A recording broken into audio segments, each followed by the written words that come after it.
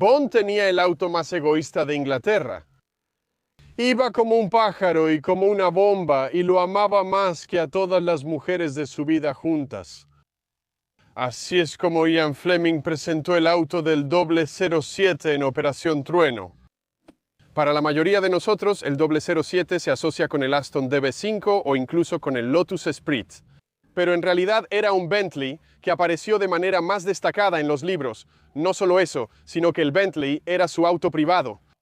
Mientras que el Aston era solo un auto de uso común del MI6 y el Lotus nunca apareció en los libros. Entonces, si eso es cierto, ¿por qué el Bentley nunca apareció en ninguna de las películas? Bueno, una razón podría ser que este auto en particular nunca existió en la vida real hasta ahora. Admira el verdadero auto de 007, al que él cariñosamente llamaba la locomotora. Apareció en Operación Trueno, al servicio secreto de Su Majestad, y su nombre es Peligro. La historia cuenta que el dueño anterior lo estrelló contra un poste de luz en la Great West Road de Londres. Bond luego lo compró, enderezó el chasis y mandó hacerle una carrocería a la medida. La cosa es que los libros, por maravillosos que sean, nunca se enfocaron realmente en la precisión. Así que un Mark II Continental, que es en teoría en lo que está basado esto, realmente nunca existió. Lo más parecido habría sido un S2, excepto que el S2 venía con el nuevo V8, mientras que el auto de Bond se describía con el 6 en línea de 4.9 litros. Oficialmente entonces esto nunca se fabricó. Entonces, ¿por qué está aquí justo frente a mí? La locomotora es una idea original de Tony Hunter, un diseñador de autos que ha trabajado con muchos de los principales fabricantes. Su último puesto fue como jefe de diseño de interiores en Tata Motors, los dueños de JLR. Hoy vamos a repasar juntos qué hace que este auto sea tan único. Lo vamos a manejar y también hay un pequeño giro en la historia al final. Antes de que partamos, quiero asegurarme de que entiendas todo el alcance de este proyecto. Este es el Type R que Tony utilizó como base y todo, desde el chasis hacia arriba, es nuevo, incluyendo un diseño de carrocería y un interior hechos a la medida para este auto.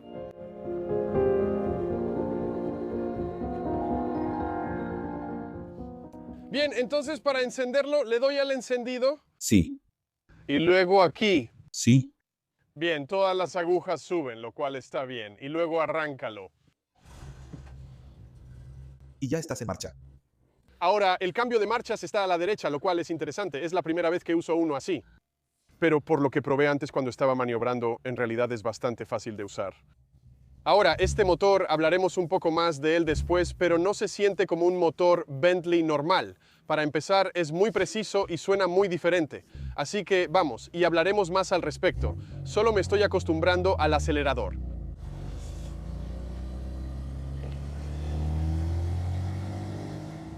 Quiero decir, como sabes, me encanta absolutamente esta cosa. Me acerqué a ti originalmente en Vista Heritage cuando la tenías y de alguna manera te he estado molestando durante unos 2 años hasta que finalmente logré que vinieras aquí. Así que muchas gracias por traerla. Cuéntanos por qué quisiste hacer este proyecto y luego entraremos en un poco más de detalle. Bueno, cuando era niño, mi papá estaba en el ejército y viajábamos mucho, y yo pasaba mucho tiempo sentado leyendo libros. Mis favoritos siempre fueron los libros de aventuras. Y cuando tenía 8 años, descubrí los libros de Bond y me volví completamente adicto. Y en los libros Bond siempre conducía un Bentley.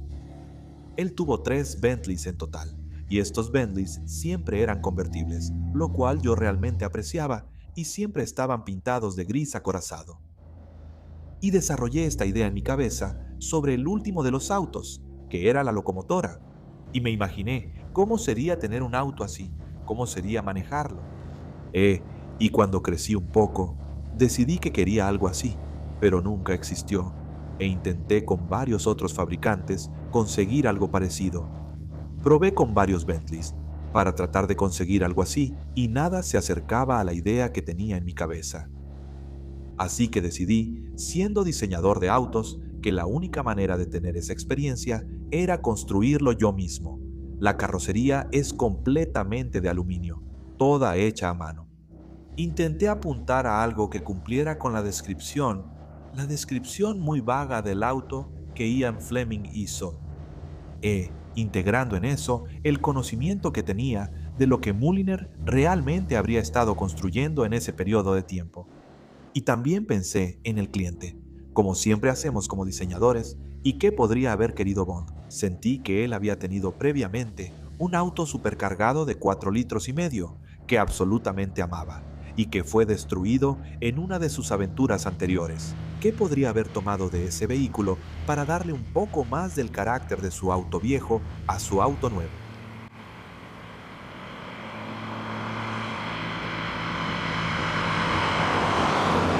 Es muy, ya sabes, es ruidoso, ¿no? Quiero decir, ese escape es casi directo, ¿verdad? Sí, prácticamente es directo. Fleming había especificado que el auto debía tener 2 tubos gemelos de 2 pulgadas y dijo que, a diferencia de los Bentley estándar, que tienen un sonido de escape un poco suave, él quería que tuviera un rugido. Volviendo a la carrocería, noto que en la parte delantera falta la mascota de Bentley. ¿Cuál es la historia detrás de eso? En los libros, Fleming especifica que Bond reemplaza su mascota con un gran perno octagonal en lugar de la tradicional B alada. Y creo que este fue uno de los muchos pequeños errores que cometió Fleming al describir el auto en sus libros, porque había un tapón liso disponible para los Bentley, y esta era simplemente una tapa lisa que no tenía la B, y era menos probable que la robaran.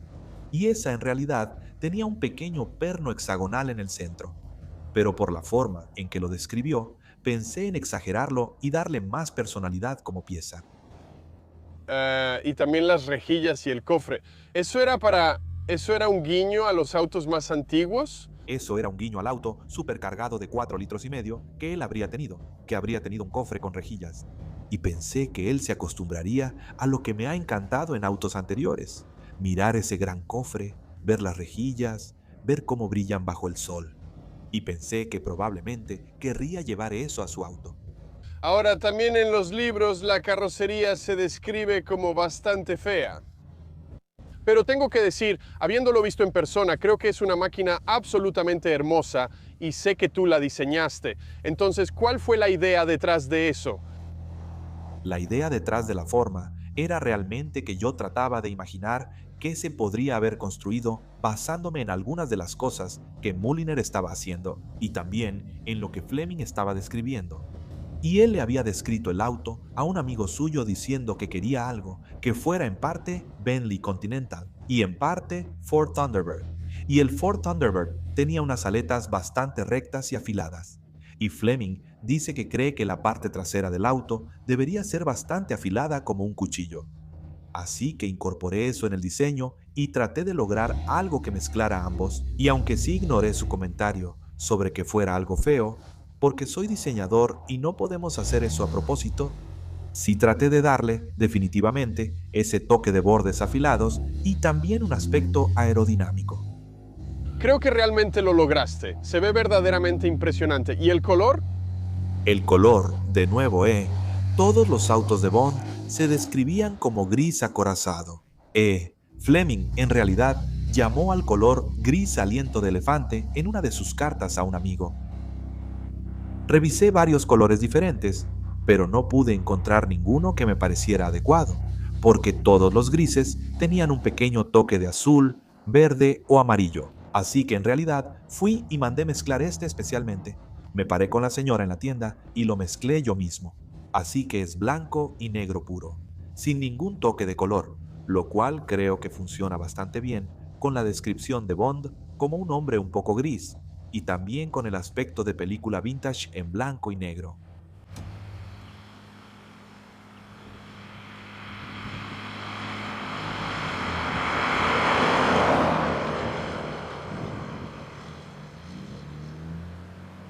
Hay un par de otros pequeños detalles inspirados en los libros de Bond en el auto.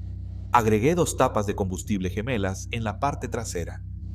Esas son de estilo de carreras y se supone que son un guiño a una mención que hizo Fleming sobre que Bond había incursionado en las carreras de autos en una etapa anterior de su carrera. Pero también agrega un aspecto práctico porque van al mismo tanque, pero con esa cola larga puedes llenar el auto desde cualquier lado sin tener que pasar la manguera por encima de la cajuela. Vamos al interior y una de las cosas que me sorprendió cuando hablábamos antes es que tú mismo has hecho mucho de este trabajo. Por ejemplo, este panel de madera, esto lo hiciste tú, ¿verdad? Tú lo fabricaste. Sí, sí lo hice. Una de las cosas de un proyecto como este, como en todos los grandes diseños, es que o tienes el dinero para que alguien más lo haga o aprendes a hacerlo tú mismo. Y en muchos aspectos de este auto, tuve que hacer lo segundo. Y la madera es nogal americano, lo cual es un guiño a la popularidad de esa madera en los años 50. Y Fleming menciona que Bond era un poco aficionado a los autos americanos y al estilo de vida americano, así que pensé que él elegiría ese material para su auto. Además de eso, creo que necesitamos hablar de algunas de las cosas específicas de Bond que están aquí. Así que empecemos con este descansabrazos. Si lo abro, Sí, el teléfono, de hecho, funciona.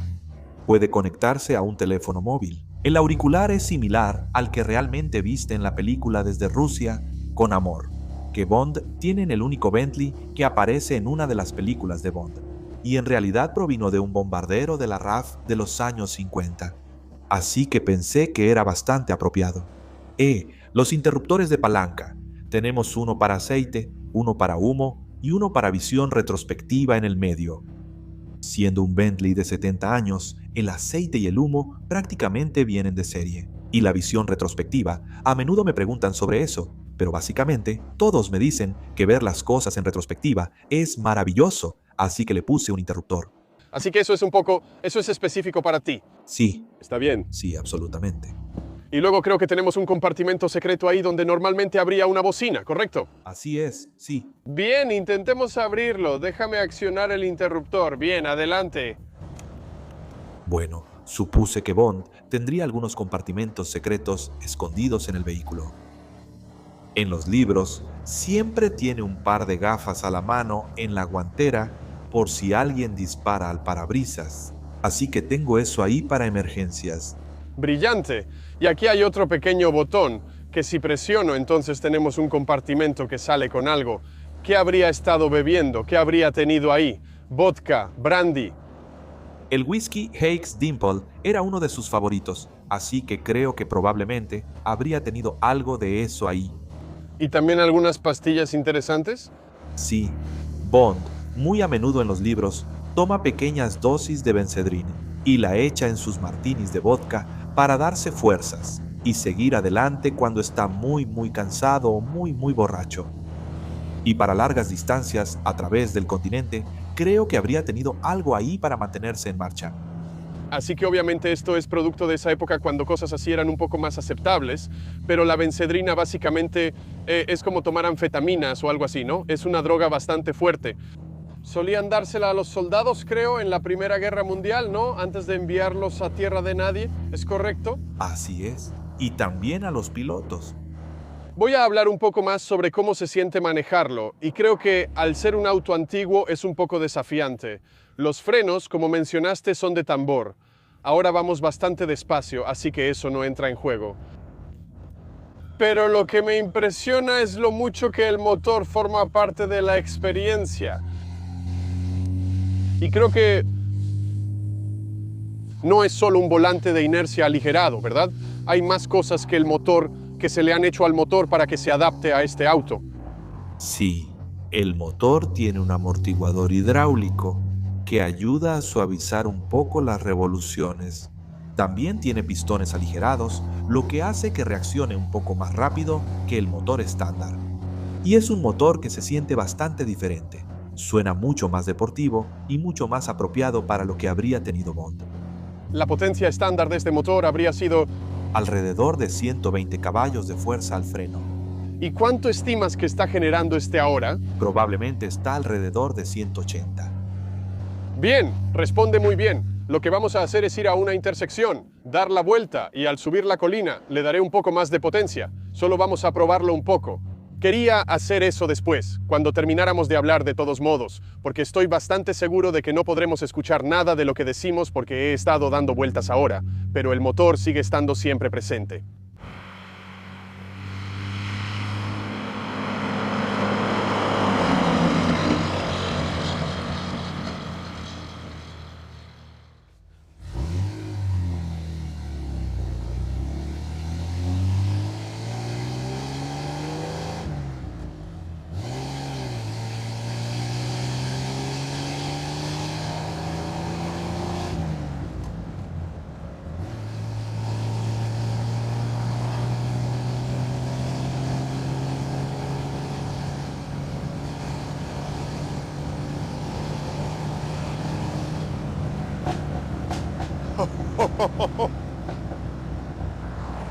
Bueno, no es lento, ¿verdad? No es lento. Quiero decir, de verdad agarra velocidad enseguida.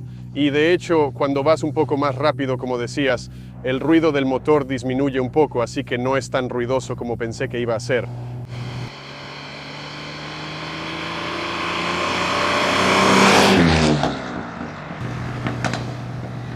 Ahora, la dirección, tienes este volante enorme aquí y realmente es como pilotearlo. No hay mucha precisión ahí, pero se siente bien equilibrado en cuanto empiezas a moverte, porque a bajas velocidades, como al estacionar, es muy pesado, pero es algo muy agradable. Tiene una buena suspensión. Se siente posiblemente un poco más ágil de lo que habría pensado. ¿Será quizá porque es más ligero de lo que normalmente sería uno? Es bastante más ligero que uno normal. Un sedán estándar de acero probablemente pesaría alrededor de 1850 kilos, y creo que este probablemente está un poco por encima de los 1600. No parece inclinarse tanto en las curvas, ¿verdad? Pensarías que sería un poco más bamboleante de lo que es. ¿Tiene la suspensión estándar? No, en realidad no.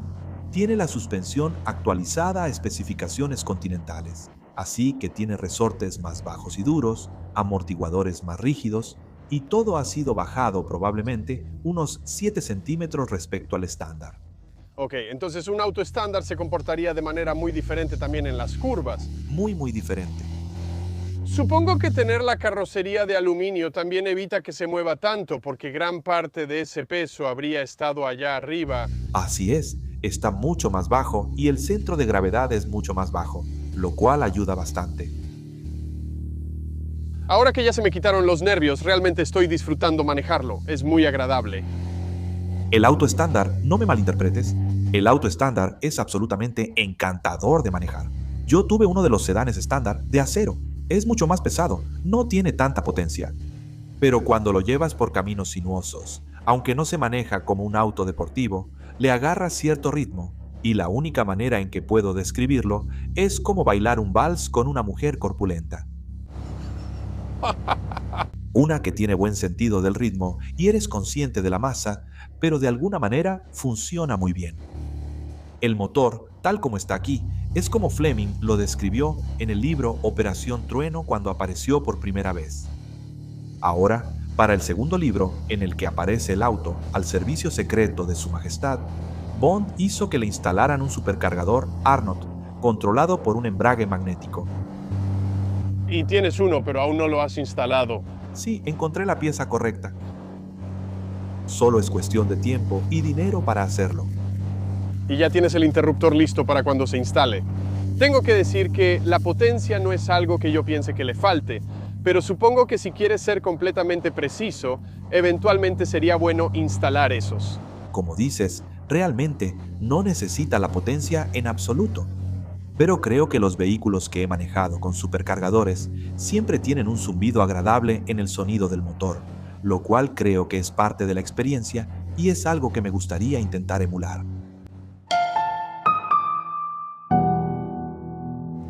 Bien, ahora he estado diciendo, y todos dicen para ser justos, que Fleming lo entendió todo mal y que este auto nunca existió. Pero esto es, creo, a lo que nos referíamos con el giro, porque mientras hablaba antes me hiciste notar otra cosa, ¿verdad? Entonces, ¿cuál es la situación con el nombre de este auto? Bueno, Fleming describió el auto como un Mark II Continental, que técnicamente nunca existió, pero cuando el Continental fue lanzado por primera vez, simplemente se llamaba el Continental y estaba basado en el chasis Mark VI. Sin embargo, a mitad de la producción, más o menos a la mitad, Bentley cambió al chasis de su vehículo más reciente, que era el R-Type.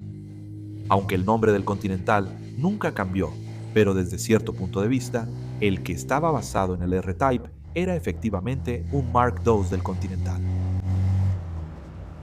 Así que fue solo después que se le conoció como el R-Type y antes de eso, así que es posible que, en realidad, él tuviera razón. Sí, absolutamente. Probablemente por pura coincidencia, pero sí, acertó. Bueno, me siento privilegiado de haber podido manejar esto hoy, Tony. Muchas gracias por traerlo y por compartirlo no solo conmigo, sino con todos nuestros espectadores y con todos los demás. De nada, es un placer.